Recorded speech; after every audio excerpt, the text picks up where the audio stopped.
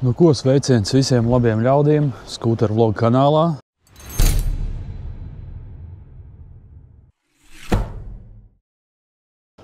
Pa ilgiem laikiem ir video, un sezonu varētu sākt ar aviācijas muzeju. Esam atbraucis tepat pie Rīgā uz muzeju.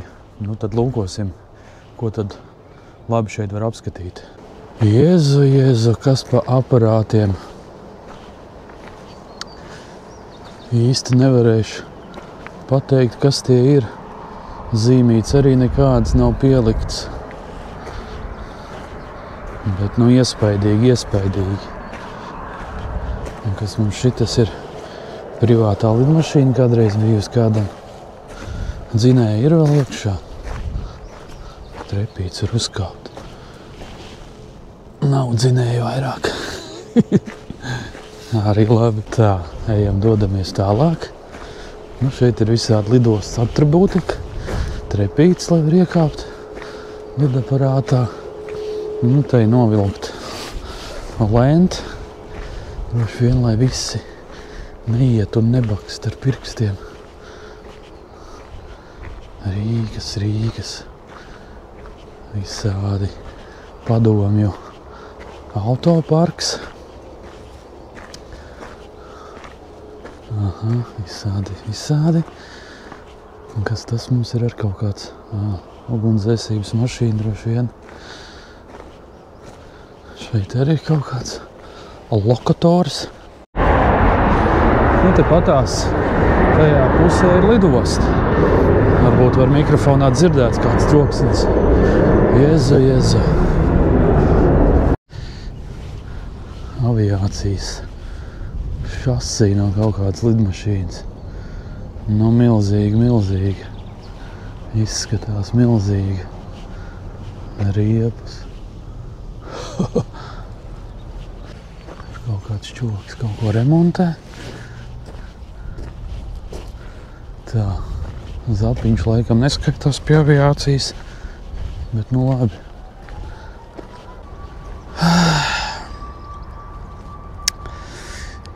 Izmēri. Nu, te ir kaut kāds apraksts, kas tas ir pa aparātu. Šeit ir visādi aparāti. Nu, lidmašīna kaut kur paceļās droši vien. Vai nolaižās. Jā, redzēt. Nu jā, respektīvi, te pateiks krūmiem ir Rīgas lidosta. Visādi krāmji. Visādi. Un te ir priekšas palikušas no lidaparātiem. Buņģa vien palikusi.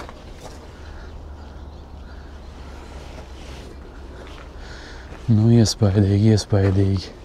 Ejam tālāk. Tagad esam helikopteru nodaļā. Ja tā var teikt. Šitie arī kaut kādi padomju laiki. Diezgan milzīgi izskatās. Bet es redzu tur tālāk. Tur ir vēl milzīgāks viens. Te kaut kāda iznīcinātāja otrā pusē. Un šeit visādi. Jēzus Marija, cik viņi veci droši vien ir.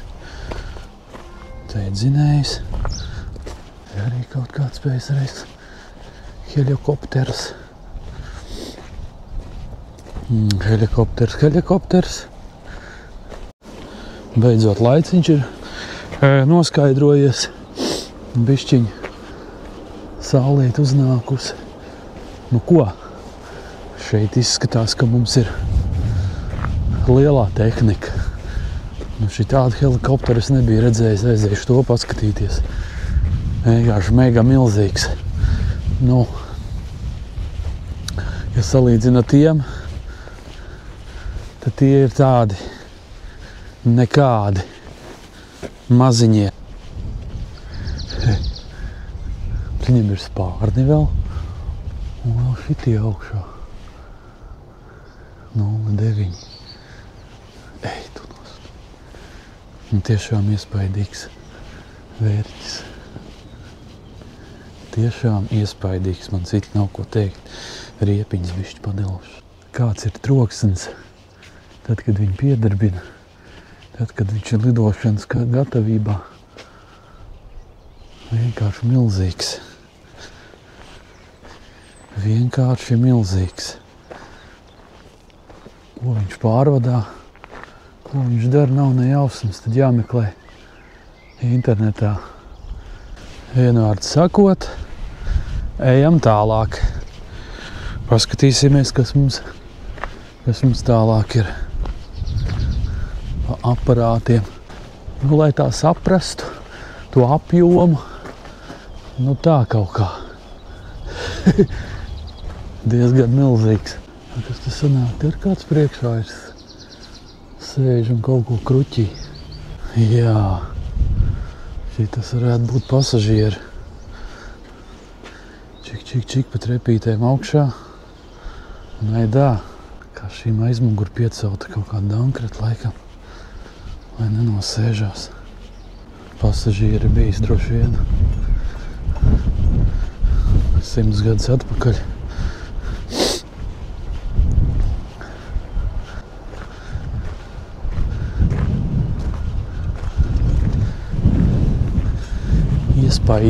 Iespaidīgi.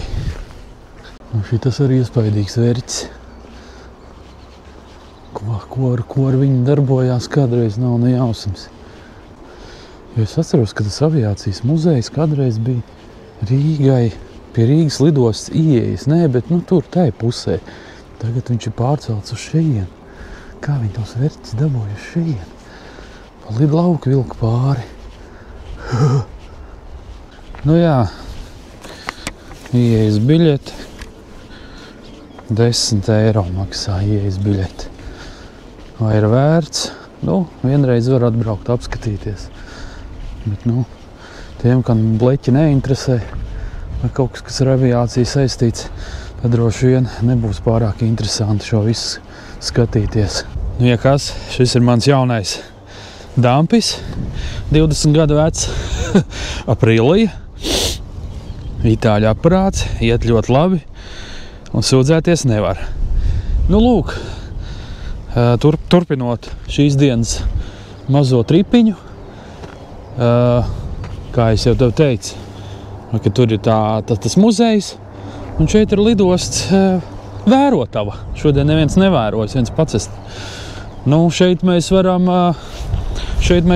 redzēt ejošā stāvoklī lidaparāts.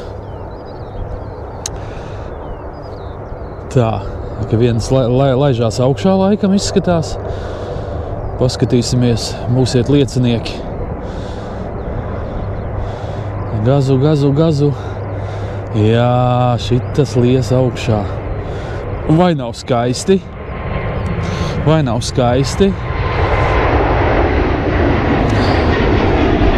Tā. Vai runājot par to muzeju, tas, kas tur ir. Bišķiņ atgādina tādu šrotu, vairāk visādi krāmi. Ja tas viss nebūtu, tikai tās lidmašīnas būtu smuki salikts, tad arī tas skats būtu daudzreiz labāks. Tā, zin kā.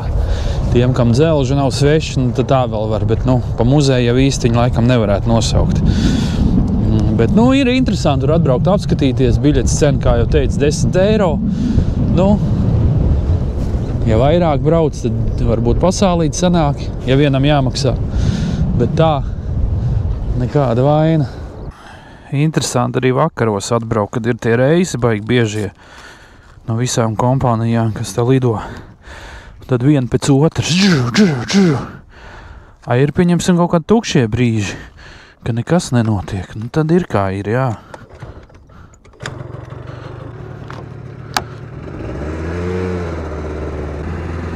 Kā jau video sākumā teicu, kaut kādi laiciņi nav bijuši motovlodziņi. Bija paņēmis pīpauzīti, un tagad ir tā doma, ka varētu kaut ko atsākt. Kaut ko pafilmēt, droši vien tāpat kā agrāk. Kaut kur izbraukt, kaut kāda izpakošanas video, kaut kas tāds. Jau kādi 2 gadi lietoju TikTok, paskatos, kas tur notiek, kas nē. Laikam tas nebūs priekš manīm. Jo tur ļoti daudz cilvēku saka, pieņemsim, ja tu uztaisi kaut ko normālu, tad neviens neskatās.